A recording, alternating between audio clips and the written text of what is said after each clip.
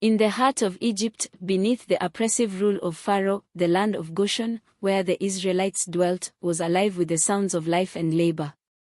For years, the Hebrews had lived in peace, tending to Pharaoh's fields, building his cities, and multiplying in number. But with each passing day, Pharaoh grew more fearful of their growing strength.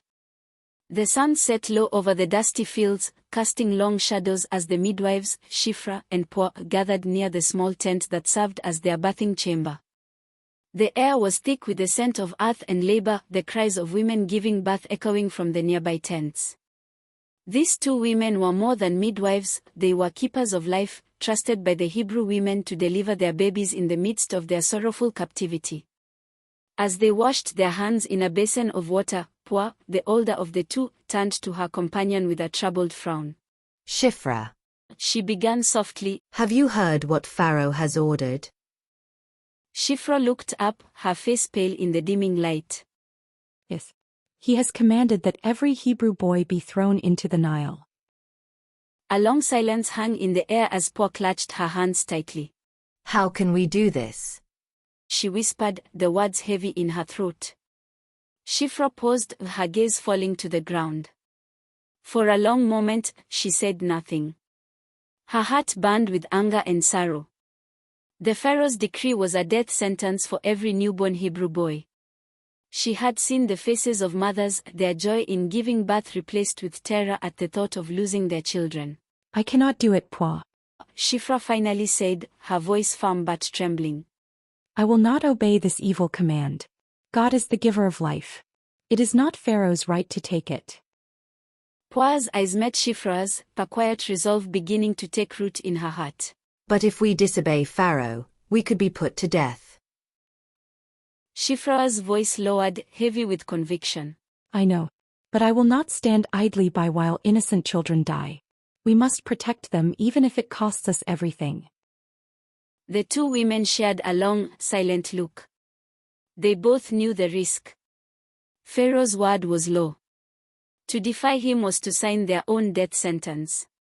But in their hearts, they knew the truth, obedience to God was greater than obedience to man. Shiphrah's eyes darkened as she continued, we will do what we must and trust God to deliver us. We will save the boys one by one.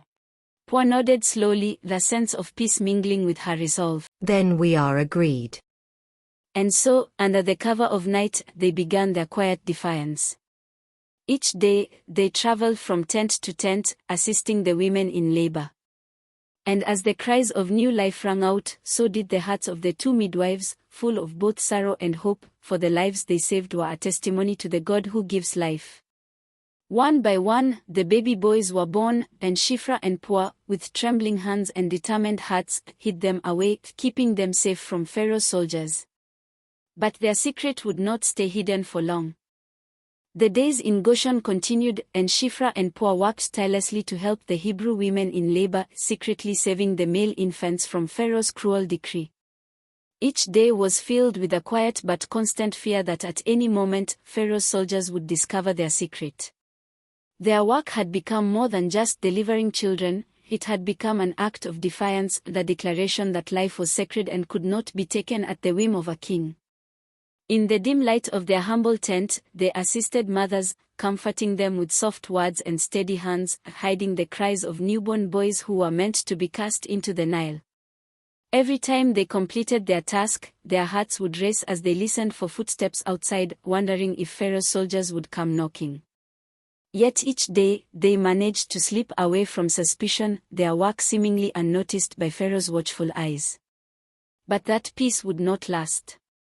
One day, word reached the palace of Pharaoh's own advisers, the midwives were defying his orders. His anger boiled over, and he summoned Shiphrah and Puah to his royal chambers. You too. Pharaoh's voice thundered as the midwives were led into his grand hall. Why have you allowed the Hebrew boys to live? Why have you disobeyed my command? Shiphrah and Puah stood before Pharaoh, their hearts pounding. The grandeur of the palace was overwhelming, the walls adorned with gold and precious stones, the weight of Pharaoh's power pressing down on them. Yet, in the midst of this, the midwives stood firm, their faith and courage drawing them together. Shiphrah, the younger of the two, stepped forward, her voice steady but filled with a quiet strength.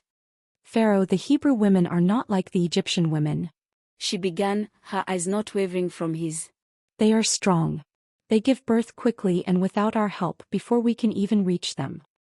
Puah, who stood beside her, nodded in agreement, her face calm but resolute. The tension in the room was palpable as Pharaoh studied them, his anger mixing with frustration. He had expected to catch them in their deceit, to find a way to punish them, but their answer was clever, and it made sense.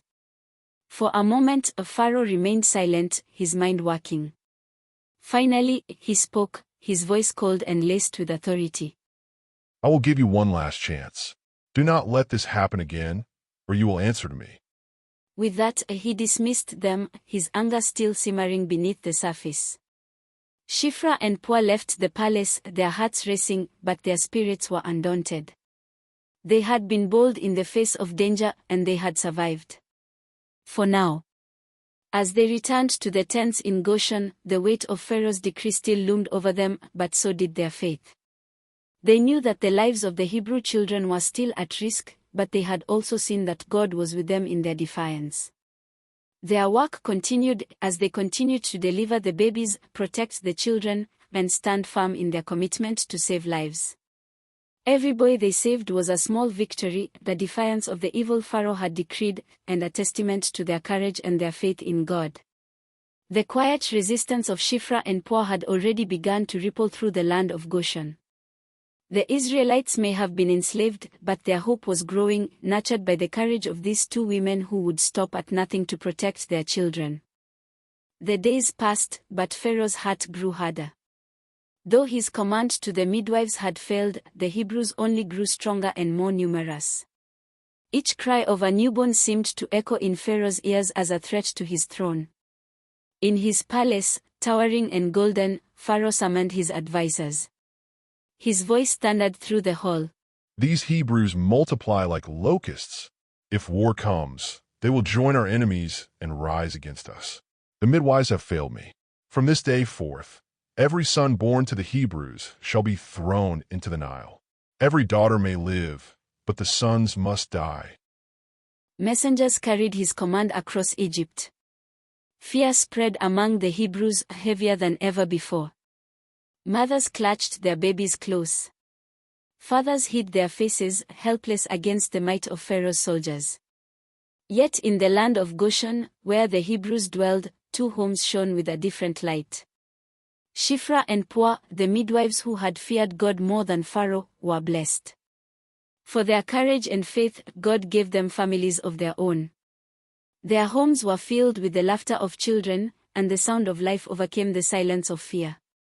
As they carried out their work, Hebrew mothers would grasp their hands, whispering, Because of you my son lives. Fathers bowed their heads in gratitude.